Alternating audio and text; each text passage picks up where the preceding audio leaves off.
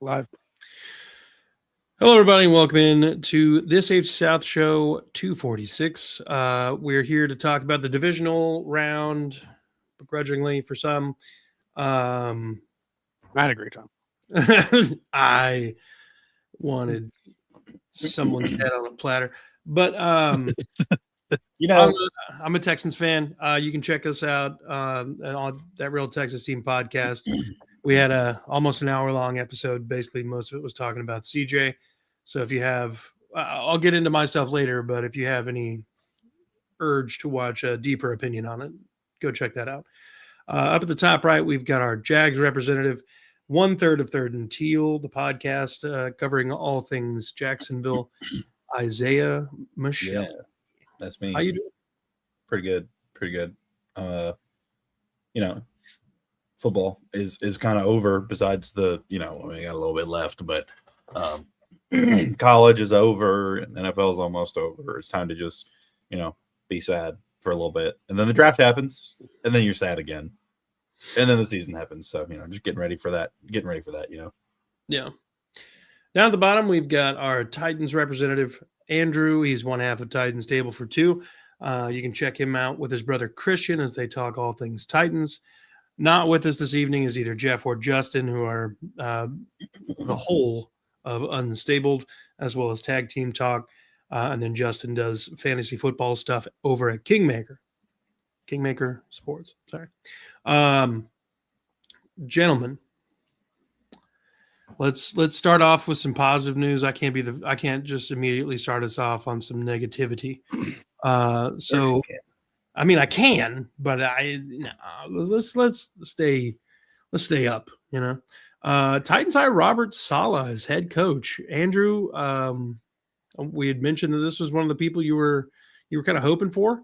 So yeah, he was actually at the top of my list. I mean, there was Harbaugh, of course, but out of the realistic candidates, Saleh was the top of my list. And then, I mean, it really does boil down to who his OC is too, which it was noted that, he had a plan for his offensive staff and a backup plan. So I think that's one of the things that impressed him was what's your plan with Cam and the offense? So, I mean, obviously everybody was really excited, maybe Mike McDaniel, but he's now with the Chargers as of an hour ago, I think. But I was high on Saleh. He can build a defense, he can build a culture. Kind of gives me D'Amico Ryan vibes, He was the defense when he left New York Jets was the number one defense in the league, and they have been the number 32 in the defense literally since he left. The week he left. So I was high on Saleh. I think he's the right guy to put a winning culture here, and we'll just see what his staff looks like. I mean, the team hasn't formally announced anything, but it's been just about 24 hours almost since the news broke. So I guess we're just waiting. I don't know if they're trying to come up with some video package or interview with him to announce him or what. But yeah, now it's a wait and see, and because the next most important hire is who's his OC. Yeah. What's your plan with Cam Ward? Whatever the offensive coordinator wants, of course. Yeah, I think he probably put some names out there. I mean, obviously Mike McDaniel was probably on the list. Brian Daboll is a name I like. Joe Brady, if he leaves Buffalo. I like Bobby Slowick.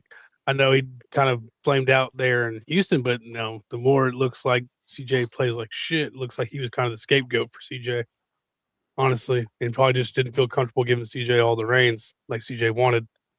I like Nate Shieldhouse from the Rams. There's a lot of good. Cliff Kingsbury still out there. There's some good OCs out there. So obviously Mike McDaniel's kind of like the belle of the ball, but there's other really good offensive coordinators out there. What's the chances it's still going to be Matt Nagy? Pretty low, I think. I think that was originally a thought. And I wouldn't hate Nagy being the OC, honestly. But I don't think that's really where there's no really crossover between Saleh and Nagy. Well, yeah, but there's crossover between Nagy and Borgonzi. Yeah, Borgonzi does have final say, I guess, technically. But if he came out with a plan and they liked that plan, then I'm assuming they're going to let him go with that plan. And I'm almost positive Nagy wasn't a part of that plan for Saleh. You're probably accurate on that. That wasn't. I mean, I like Nagy way better as the OC than I do the HC. But it came out that they were doing all kinds of research on Saleh from the get go, as far as to having Jeff reach out to former Jets and 49ers players, like players that have been under him, whether they're former or current, and they have all spoke really highly of him and everything like that. I think he just got. I mean, the Jets are just so dysfunctional. You look at he was there for 3.5 seasons. First two, Zach Wilson, Mike White. The third season, Aaron Rodgers goes down with a torn Achilles with 3 plays in, stuck with Zach Wilson again, and then he gets Aaron Rodgers coming off an Achilles for 5 games. We can all agree didn't look the same that year. He didn't as good as he looked this year comparatively. So, and then you got with all the baggage that comes with Aaron Rodgers, was like, get Lazard, get Nathaniel Hackett, get like all this shit you just had to do to please Aaron Rodgers because Woody Johnson wanted him. So I don't put a lot of that. That's up there with the Browns, who are the most dysfunctional. And I'm not saying we've been dysfunctional for the last handful of years too, but that's a history of dysfunction with Cleveland and the Jets. Apparently, I don't know if this is 100% true, but I saw a report saying that Rodgers told the Steelers that he won't come back unless they bring in Mike McCarthy as the next head coach. I think he's already planning on going there. He's a Pittsburgh guy and everything. So, but that's what Aaron Rodgers does. Yeah. I mean, I don't think that's as good of a job as people are making it out to be. I'd much rather have the Ravens or Buffalo. I don't think the Steelers are there. They're not good on offense. They're an aging defense.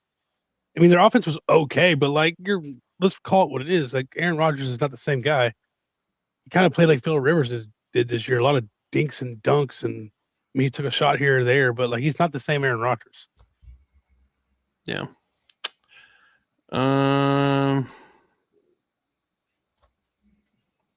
But how do you, now that you see like we'll get into more about CJ, but just vaguely the CJ thing, how do you feel different about Slowick now? No. I think they worked out pretty well the rookie year because he built an entire offense around what CJ was good at, and the offensive line held up enough. And then they didn't have a running game. So then in year 2, they get Joe Mixon, the running game pops off, but the offensive line regresses. And as we all know, CJ Stroud can't throw if there's literally any amount of pressure in his face. So that's not as much on Slowick. Once again, it's more offensive line troubles. Yes and no. So Slowick in year 2 did not develop or change fucking anything. So lack of adjustments. Yeah, like no second half adjustments, no adjustments from year 1 to year 2. Brandon, he's fantastic at copy and pasting Kyle Shanahan's plays. It's a copycat league, to be fair. Kyle Shanahan goes to the playoffs, and he does stuff. That's another name. Clay Kubiak is the current OC for the 49ers. He doesn't call plays, though. That could be a guy that Saleh brings over. But I have heard the 49ers aren't going to. The 49ers have to allow it. I have heard that they're not going to let Clay leave. Who does he have a brother? Clint is the OC for the Seahawks. Okay. Yeah. Okay. Yeah. Both sons of Gary.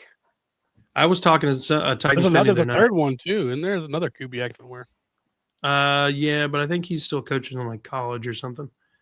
I was talking to another Titans fan of mine, and I was kind of thinking that the Titans, and I wouldn't really encourage this, but you guys remember when, like right before they hired D'Amico Ryans, they hired David Culley and then Lovie Smith, both for a year, and then just said, "Fuck you, get out of here." Yeah. I was kind of thinking like maybe the Titans did that. They just kind of like get some fucking fill-in head coach for a year until Clint or Clay Kubiak is ready to be an actual head coach, and then just pull the trigger on that. But a little palate cleanser, just a little palate cleanser, yeah. But I mean, you basically be shitting the bed for Cam Ward, so not a move there. But Saleh's going to make this defense tolerable again. Oh yeah, he's licking his lips about getting his hands on Jeffrey Simmons, doing what he can with him. Makes the pick of Ruben Bain sound more likely. Clint Klein Kubiak is a national scout for the Cowboys. There we go. Klein, the youngest of the Klein Tools, professional grade. Brandon, I don't believe anybody else plays the Chargers next season in the AFC South. Somebody So has we to, all- because We all play the AFC North, and we all play the NFC East. wrong. The Texans will play them. Oh, The Second place schedules. Aranor, is that your name? If you're looking to do like what we're doing right now, this is StreamYard. Yeah. And then Rosen Du Moreno, shut the fuck up. Sorry, boys. Continue. No, you. Oh God. Doing But our list card, you know? Solid move hiring Salah. Oh yeah, I was high on it. A very solemn move. Yeah. Very solid Aha. move, and like we've said in the chat, excited to see Salah and Cohen go at it twice a year. It'll be fun. I can't wait for his first interview, and somebody asked him a question about that. Oh, I don't even think about that guy. That was nothing. You know, not a big deal. And then as soon as the game comes around, they're gonna be fucking yapping. Oh yeah, it's gonna be like the Ben Johnson, Matt LaFleur handshake. Yeah. All right, so let's talk about this Texans debacle. So the we don't have Texans fall to the Patriots 28-16. And in large part due to CJ Stroud just absolutely shitting the bed in the first half. And in the second half, he was able to do some things, and then everything around him crumbled. Woody Marks' fumble in the red zone did not help early in the second half. That might have changed a little bit of something, but it is clear and obvious to any Texans fan who's been watching CJ Stroud either a little bit in college or at least since he's been here. He's not that guy. He's not the guy that's going to consistently get you any sort of comfort in a game. He is not going to be the guy that you win because of. CJ Stroud's going to be the guy that does enough. He's going to be the guy that is basically Alex Smith from the Kansas City Chiefs at his peak. I think that's what we looked at in his rookie year. That was the peak. That's what he can be, is peak Alex Smith from the Kansas City Chiefs. He's not going to turn into Dan Marino or Peyton Manning or Pat Mahomes. That's just not what his game is.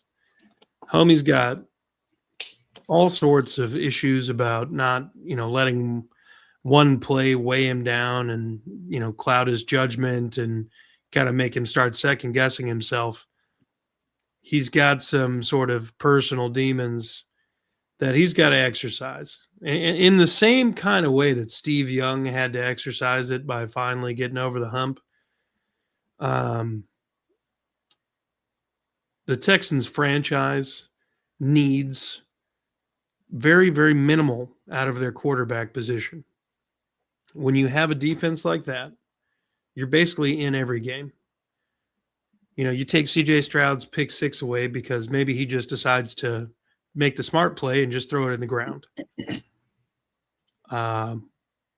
21-16 in the second half.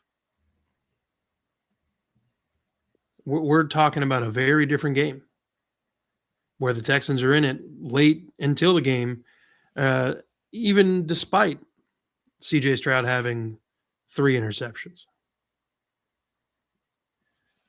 No, I'm just saying he didn't have the pick six. Oh, yeah.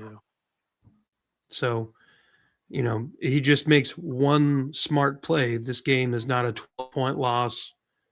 It's a manageable game well into the fourth quarter, and there's a chance at redeeming himself.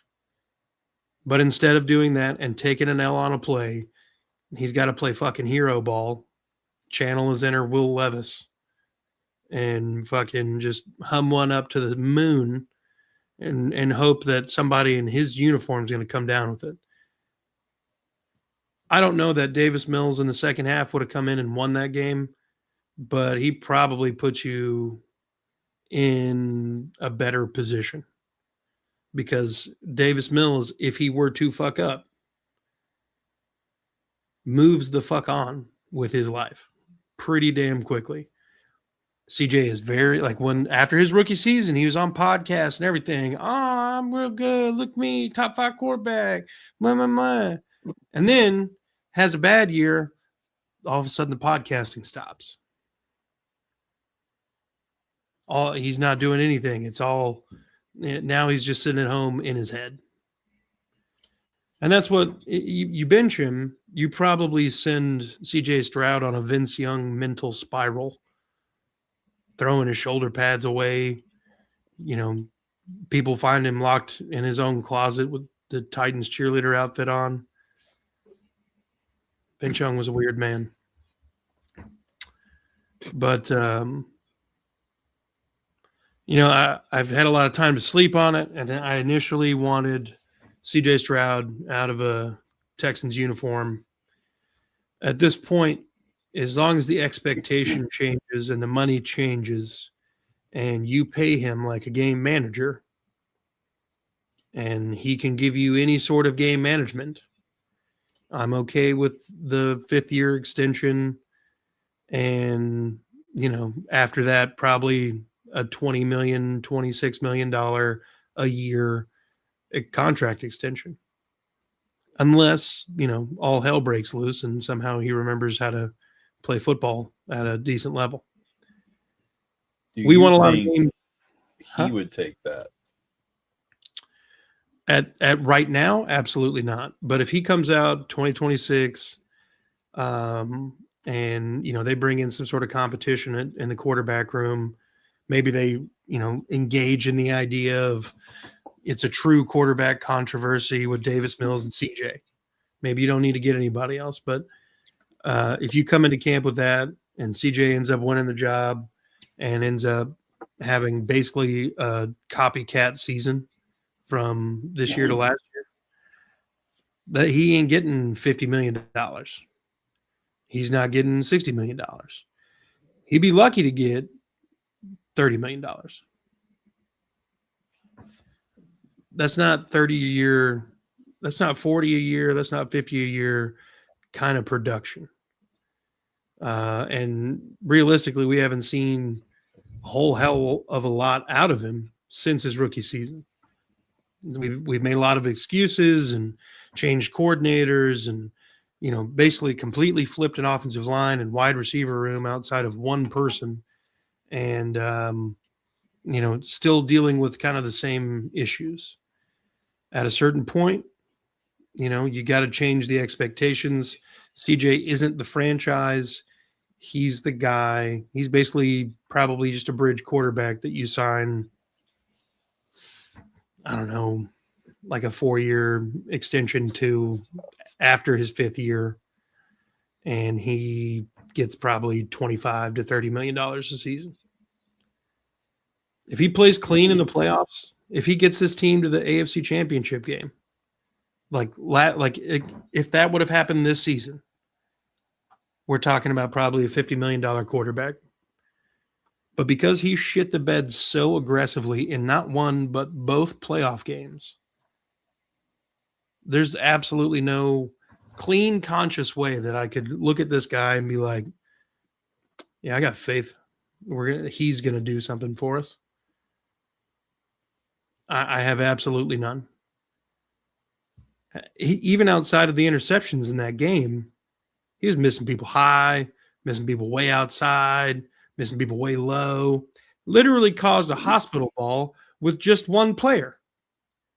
He threw a ball to the tight end, Cade Stover, and caused him to literally turn back so aggressively, homie tore his ACL. What are we doing, CJ? I get being nervous. I get being jittery, but this is not your first rodeo, and you're acting as if it is your first rodeo. I feel like he wasn't ever this nervous the 2 years before. If anything, I think 2024 broke him. The amount of contact he absorbed, he got sacked significantly less this season, but acted as if he got sacked twice as much as he did last season.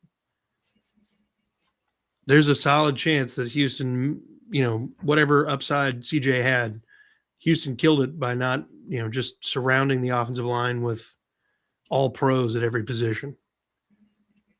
One of my big concerns about drafting CJ is because he went to Ohio State, not going to get into the quarterback aspect of it, but because he went to Ohio State, he played with probably the deepest wide receiver room possible.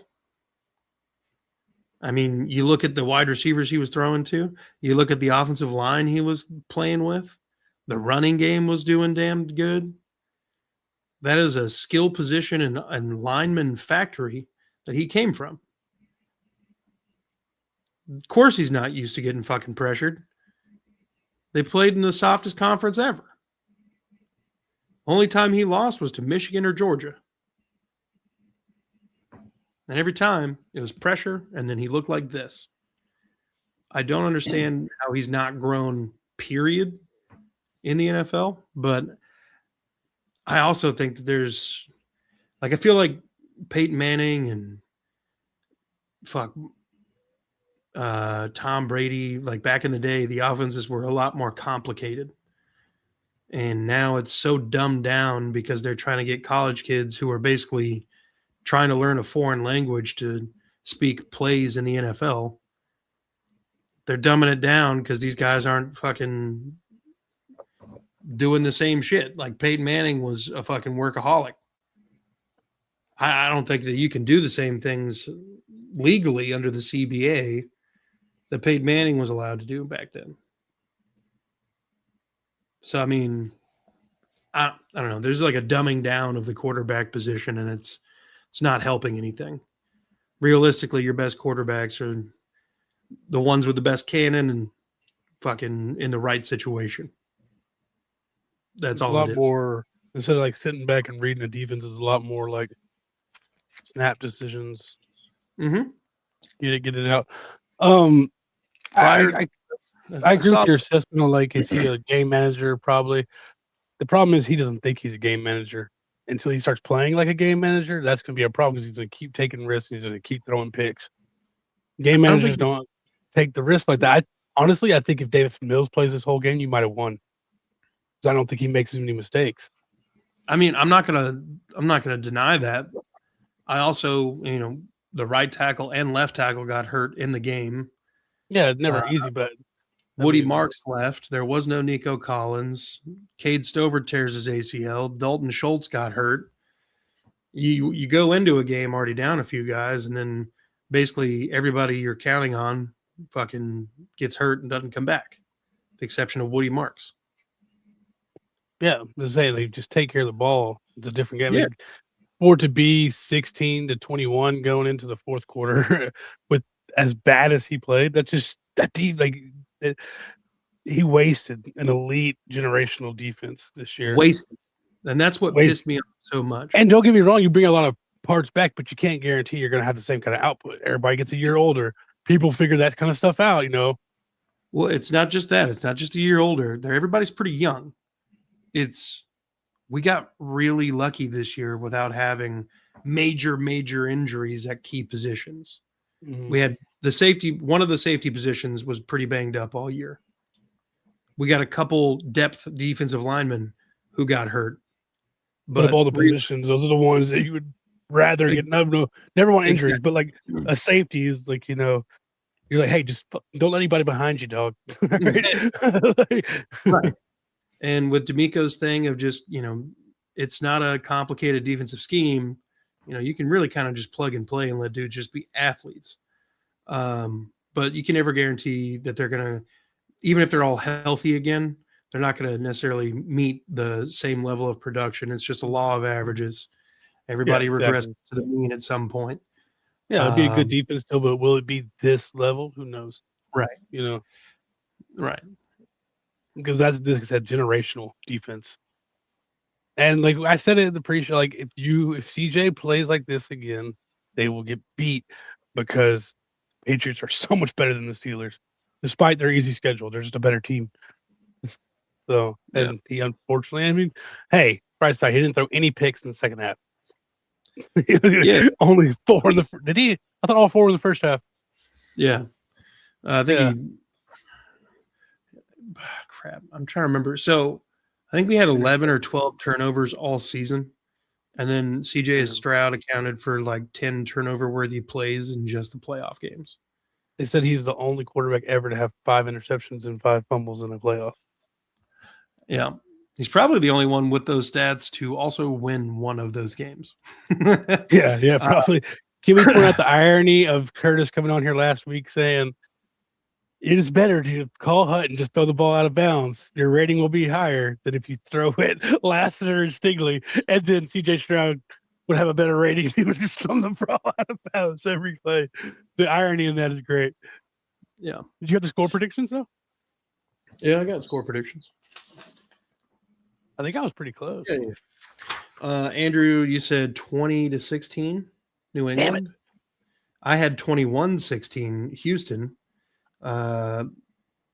Jeff, 15-12, New England, and Isaiah 18-17. I'd like to change my score prediction. No. Good time for it. Isaiah 17.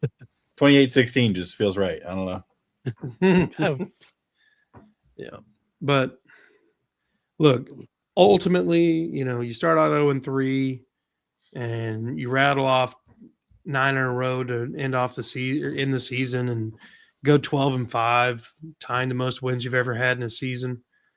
It sucks that it went this way, especially with Bo Nix breaking his ankle and basically giving whatever team that made it to the AFC Championship game at least, more than a fighting chance of fucking making it to the Super Bowl. You got to put up with the defense, but it's not like Jarrett Stidham's going to fucking just destroy somebody in the playoffs. First time he's touched the ball all year. Hey, we could have won this game. We might have had a walkthrough to the Super Bowl because of Bo Nix. That was my thought as soon as the news came out. I was like, shit, we have to win now. Because if we do, we have a solid shot at making it to the damn Super Bowl. That was my initial thought. And then fucking shit the bed. And I that's part of the other thing is I don't think I can forgive Stroud for wasting the best possible setup. Like the Jags win that game and they fucking go to the Super Bowl. Like if the roles are reversed and they're playing the Patriots, they're winning that fucking game and they're going to the Super Bowl. Now I wouldn't, based on seeding, it wouldn't happen like that. But, it just waste, fucking waste. All right, well let's turn it back to something, a little bit less negative. Grant, you did. Texans fans aren't going to want to hear this. But you have Trevor Lawrence on that team. You win you at least go to the Super Bowl this year. Especially with you have any other AFC South quarterback, including Phillip Rivers, you might have made it to the Super Bowl. Honestly, Phillip Rivers, they go to honestly, they win that game with Phillip Rivers because Rivers wouldn't be throwing the ball on the ground and throwing it to their team as much. They win it with Trent Dilfer right now. Not even when he was playing. They probably win it with me out there or one of us. Is Cam Ward the worst quarterback in the AFC South now? I mean, Davis Mills is still better than him. We got Daniel Jones. Where do we rank him? He's not under contract right now. Riley Leonard. Do we rank Riley Leonard ahead of CJ? Based on what the last tape we've seen of both, probably so. I mean, at this point, my expectation is 20 touchdowns out of CJ and fucking 10 plus turnovers and him missing 3 games for a concussion. But anyway. Azeez Al-Shaair, who won't even be mentioned in the Defensive Player of the Year conversation, versus Trevor Lawrence, who is 3rd in MVP voting. Oh, surely Azeez can carry a team farther. Maybe he can carry a team. Never mind. I'm not going to say that. Not the time. Grant Udinski could be hired as the Browns head coach in the coming days. I don't know even that's who Grant true, Udinski though. is. I don't think this is true with the Justin just said. I do think it's obviously an easier path without Bo Nix, but that team's strength is their defense and their pass rush. Yeah, but Bo Stidham Nix could just bailed them not. out. If Stidham can just not make mistakes. Yeah, learn Good from old CJ. Stidham. Yeah, just don't do a CJ. See, we Worst watch case- CJ's tab. Don't do that. Worst We case, might just have a chance. run Wildcat the whole game. Yeah, shit. RJ Harvey's been playing great. You guys remember during COVID when all of the Broncos quarterbacks got like they tested positive for COVID and none of them could play that game. So they ended up having to start one of their wide receivers at quarterback. Yeah, that was wild. Yeah. I started him in fantasy. That's the first decision I ever made.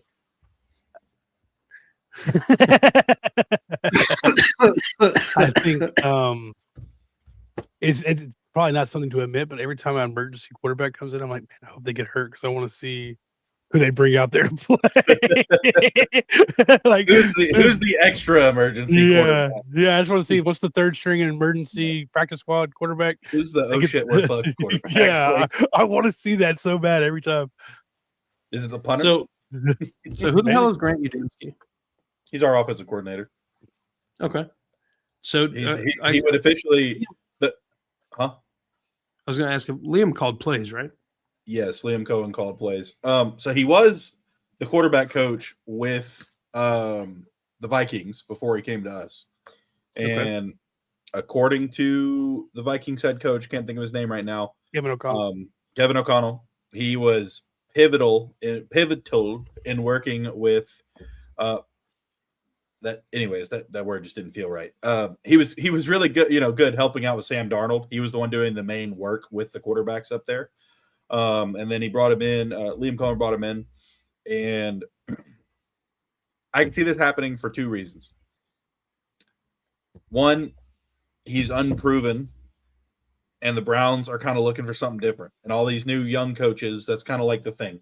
And two, which goes along with the young, he's 30 years old. He'll be the youngest NFL coach in the history of the sport, or head coach. And so, it's like, oh, look at this fresh new guy. And the Jaguars just went to the playoffs and after going 4, blah, blah, blah, blah, blah. But apparently it was down to him and McDaniel for in-person interviews, as far as I'm aware. I don't know if there's any other candidates really left on that list. But this would be his second interview. The initial stuff came out. And they said they were so impressed with him over Zoom, they couldn't wait to meet him in person for the in-person interview.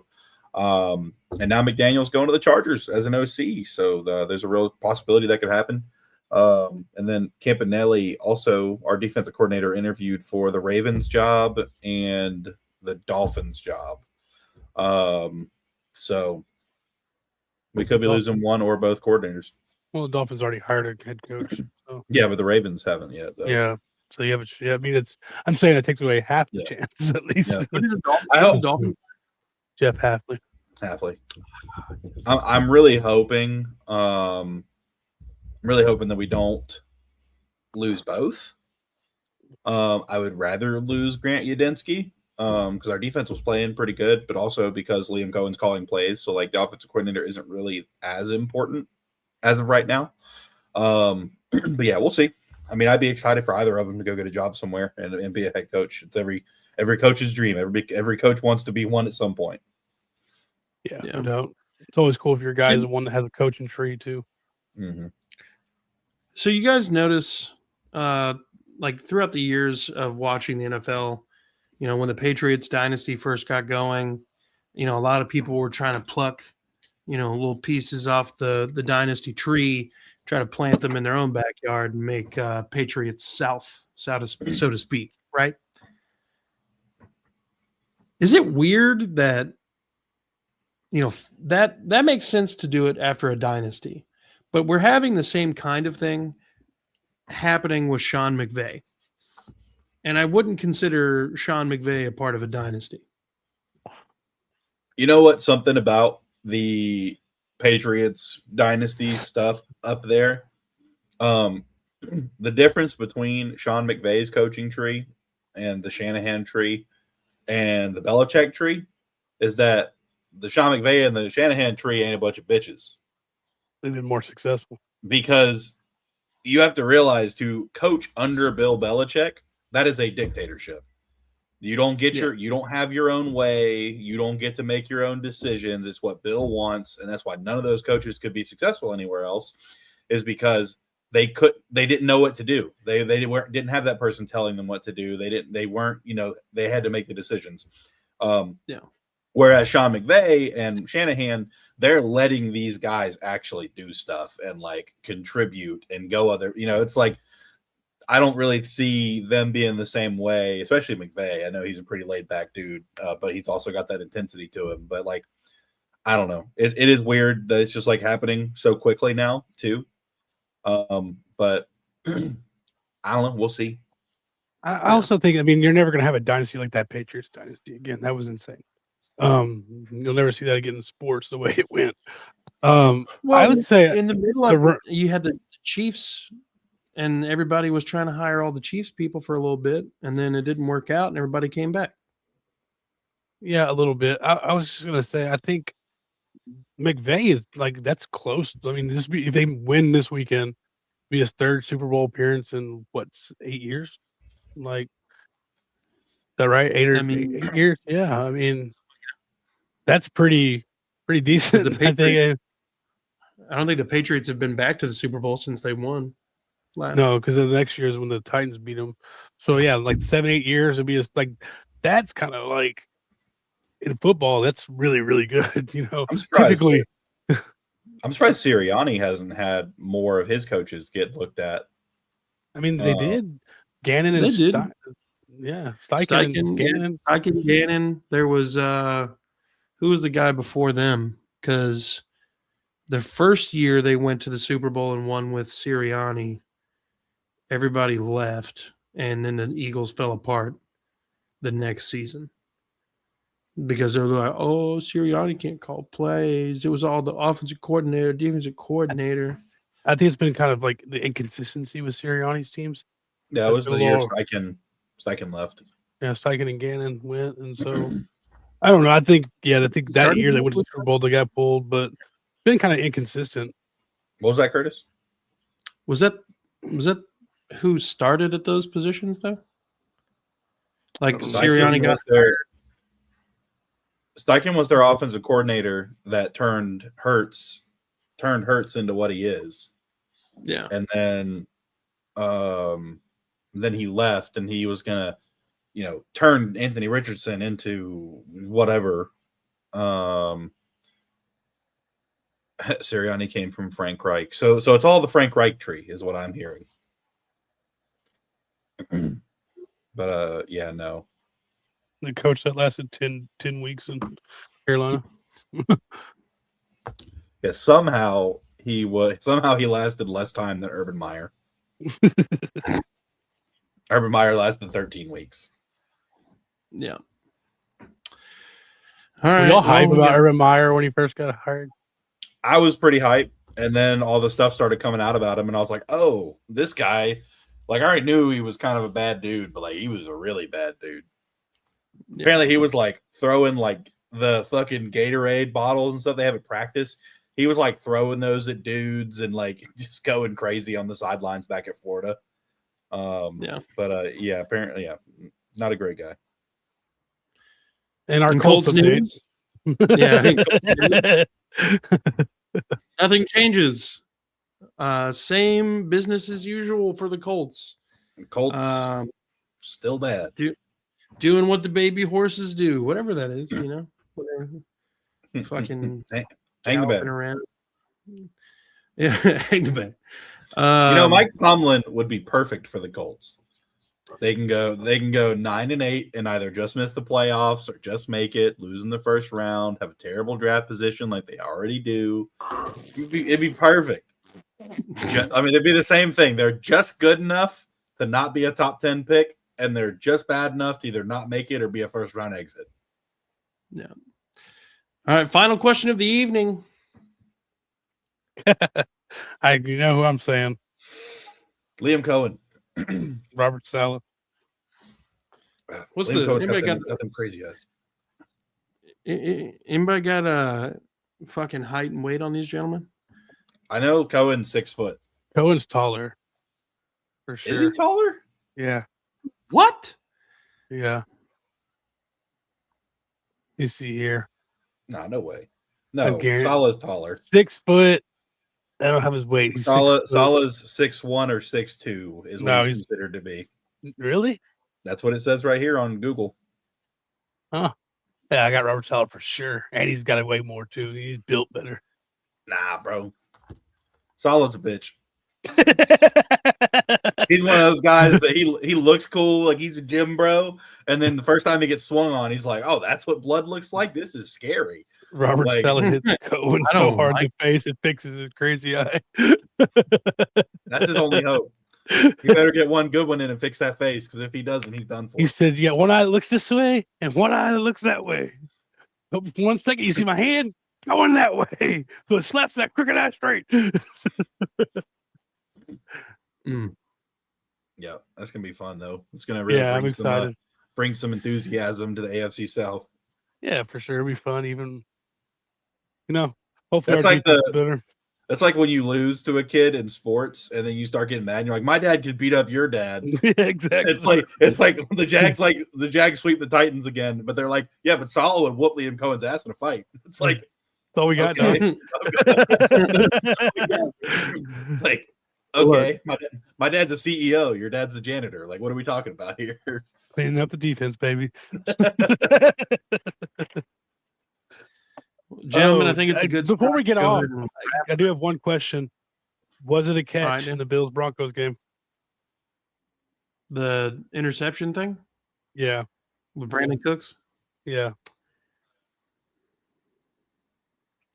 I don't think he actually ever had control of it. It didn't really look. I think it was an interception. I think that because when they caught the ball, they were both on it. They went to the ground. Like there was no like multiple steps or anything. And in the roll, Brandon Cooks just gave up and the defender rolled out with it.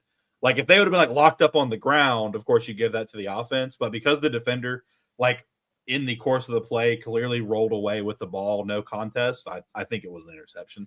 And I think the Rams one that everybody keeps showing, He had taken 3 or 4 steps. yeah, he with the took 3 or ball. 4 steps. Like he definitely caught the ball and his knee hit the ground before it came out. That's not the same play at all. But the Bills one, I mean, it basically landed in both of their hands, and then in the course of going to the ground and rolling, there was no contest on Cooks having a hand or anything in there. I think it was close enough to go either way, and I think whatever call in the field was going to stand regardless of a review. Mm-hmm. So I've kind of like if they would have called it a catch, I don't think they would have overturned it either. Yeah. And they didn't review it, but I think, like I said, I think it was close enough where it didn't matter. Like whatever was called was going to stand. Yeah, Yeah. definitely a tough one. A toughie. But look, gentlemen, always a pleasure to have you guys on and talk AFC South ball. If you're a Titans fan, go check out Andrew over at Titans Table for Two. He and his brother Christian holding it down. If you're a Colts fan, where have you been? You should go check out Justin over on Unstabled. You can't find them here. Also check him out on Tag Team Talk and Justin over on Kingmaker Sports. Up at the top right, Isaiah 1/3 of Third and Teal, where he, Trevor, and Eric all talk Jags as only they can. And then if you're a Texans fan, come check me out at That Real Texas Team podcast. And then, of course, do the same thing here. Folks, be good people. Fuck the Colts. Fuck 'em. Fuck the Titans. Damn, dude. When's it going to Was end? it always? Robert Saleh, a bitch. Never.